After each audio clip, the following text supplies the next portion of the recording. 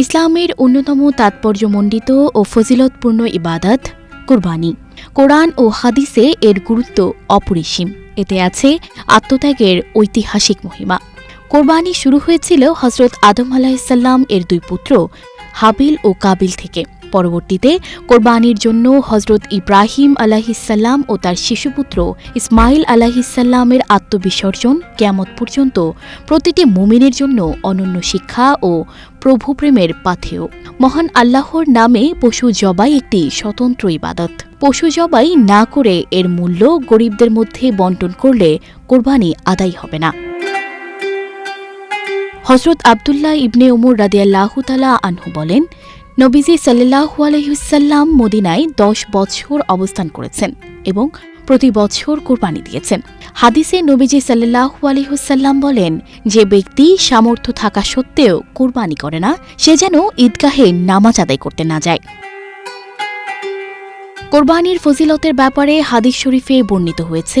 হজরত জায়েদ ইবনে আকরাম থেকে বর্ণিত, তিনি বলেন, সাহাবায়ে কেরাম নবী করিম সাল্লাল্লাহু আলাইহি ওয়াসাল্লামের কাছে জিজ্ঞাসা করেন, কোরবানি কি? নবী করিম সাল্লাল্লাহু আলাইহি ওয়াসাল্লাম ইরশাদ করেন, কোরবানি হলো তোমাদের পিতা হজরত ইব্রাহিম আলাইহিসসালামের সুন্নত। এতে সওয়াব কি? নবী করিম সাল্লাল্লাহু আলাইহি ওয়াসাল্লাম বলেন, কোরবানির পশুর প্রত্যেকটি পশমের বদলায় একটি করে সওয়াব রয়েছে।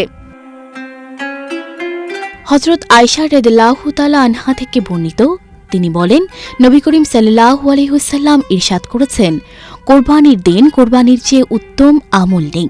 কিয়ামতের দিন কোরবানির পশুকে শিং, পশম ও খুর সহ পেশ করা হবে এবং কোরবানির জন্তুর রক্ত মাটিতে পড়ার আগেই আল্লাহ তাআলার কাছে তা কবুল হয়ে যায়।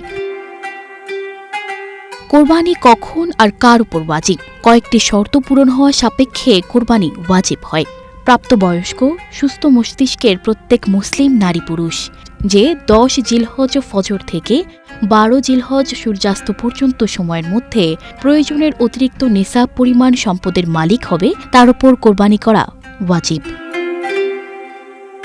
টাকা পয়সা, সোনা রূপা, অলংকার, বসবাস ও খোরাকির প্রয়োজনে আসে না এমন জমি, প্রয়োজন অতিরিক্ত বাড়ি, ব্যবসায়িক পণ্য ও অপ্রয়োজনীয় সকল আসবাবপত্র কোরবানির নেসাবের ক্ষেত্রে হিসেবযোগ্য। আর নেসাব পরিমাণ সম্পদ বলতে 7.5 তোলা স্বর্ণ বা 52.5 ভরি রূপা থাকে, অথবা প্রয়োজনের অতিরিক্ত সব সম্পদ মিলে 52.5 ভরি রূপার সমমূল্যের হয়, তখনও কোরবানি করা ওয়াজিব। সঞ্জিদা রহমান, প্রবাস খবর।